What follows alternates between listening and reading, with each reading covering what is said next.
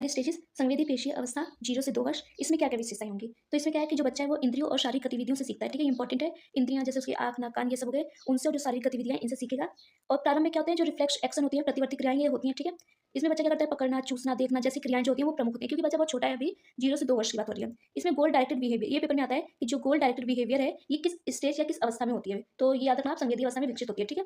अब अब देखिए इसमें क्या होता है कि जो बच्चा होता है वो क्या करता है कि नकल करना शुरू कर देता है। तो पेपर में ये भी आता है कि किस अवस्था में बच्चा नकल करना स्टार्ट कर देता है। तो याद रखेंगे आप 0 से 2 वर्ष। अब यहाँ पे क्या होती है जो मेमोरी होती है, जो स्मृति होती है, ये धीरे-धीरे क्या होती है विकसित होने लगती है। ये पेपर में इंपॉर्टेंट है जो आपका लेटेस्ट एग्जाम हुआ है 2026 में DTPLSB पीआरटी का 10 अप्रैल को था। उसमें आया था कि कौन-सी स्टेजेस में क्या होता है जो ऑब्जेक्ट परमानेंस होती है वो विकसित होती हैं। तो वो होती है संवेदी, ठीक है? ये पेपर में आया था 0 से 2 वर्ष, तो ये याद रखना आप। और जो ऑब्जेक्ट परमानेंस होता है इसका मतलब क्या होता है? इसका मतलब ये होता है कि अगर आप बच्चे के सामने से कोई चीज़ छुपा लोगे तो भी बच्चे को रहेगा कि वो अस्तित्व में है और उसको बच्चा खोजेगा। ऐसा नहीं कि आपने छुपा लिया तो बच्चे को लगेगा कि वो गायब हो गया। तो जैसे कि माँ खिलौना छुपा देगी फिर भी बच्चा उसे खोजने लगता है क्योंकि उसे पता है कि वो छुपाया गया है, वो अस्तित्व में है।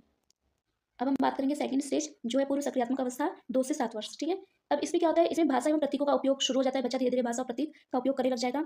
ये इंपॉर्टेंट है, जो ईगोसेंट्रिज्म होता है ये पेपर में आता है। इसमें क्या होता है कि बच्चा केवल अपने दृष्टिकोण से सोचता है, ठीक है? बच्चों को ये लगेगा कि जैसे मेरी थिंकिंग है, जैसे मैं चीज़ों को लेकर सोचता हूँ, सब लोग भी क्या करते हैं वैसे ही सोचते हैं, इसमें ये हो जाता है।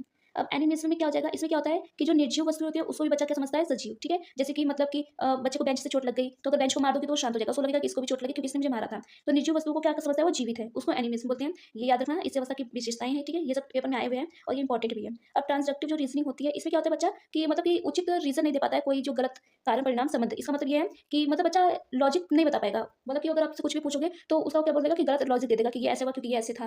मतलब रीजनिंग या तर्क नहीं लगा पाता है बच्चा।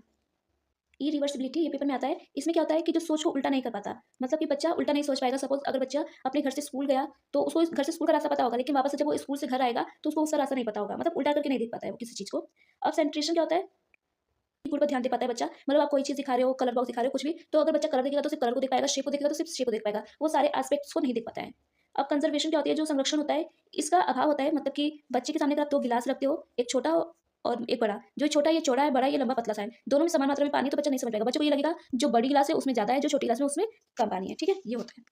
एंड यहाँ पे आप सारे नाम याद रखना, इसकी विशेषताएँ पेपर में आती है। और अगर आप सोच रहे होंगे कि मैं हिंदी में इसको याद रखूँ, क्योंकि हिंदी में ना बहुत ज़्यादा मीनिंग हो जाती है एंड आप बहुत ज़्यादा कन्फ्यूज़ हो जाएँगे हिंदी में अगर याद रखेंगे। एक ही वर्ड आप पढ़ के कुछ और जाएँगे, पेपर में कुछ और दे देगा, पूरा मिक्स हो जाएगा। बट इंग्लिश में कभी वो ऐसा नहीं करता है। इंग्लिश में सेम देता है और हिंदी में नाम बदल देगा। तो जैसे कंज़र्वेशन है तो इसको संरक्षण, अब संरक्षण में वो कुछ भी दे देगा पेपर में, तो आप फिर कन्फ्यूज़ हो जाएँगे। तो और इंग्लिश में कोई चेंज नहीं करता, तो इंग्लिश में ही आप याद रखें तो बेटर रहेगा। और विशेषताएँ इन्हीं में से पेपर में आता है। अब देखिए नेक्स्ट थर्ड अवस्था मूर्त सक्रियात्मक अवस्था, ठीक है? जो मूर्त सक्रियात्मक अवस्था है इसकी जो एज है वो है 7 से 11 वर्ष, ठीक है? इसमें क्या होता है धीरे-धीरे जो लॉजिकल थिंकिंग होती है वो ये क्या होती है विकसित होने लग जाती है। और जो कंजर्वेशन है इसकी बच्चे क्या हो जाती है समझ विकसित हो जाती है, ठीक है? अब बच्चे को पता चल गया है कि जो चौड़ा गिलास है और जो लंबा गिलास है दोनों में पानी क्या है सेम भी हो सकता है। अब रिवर्सिबिलिटी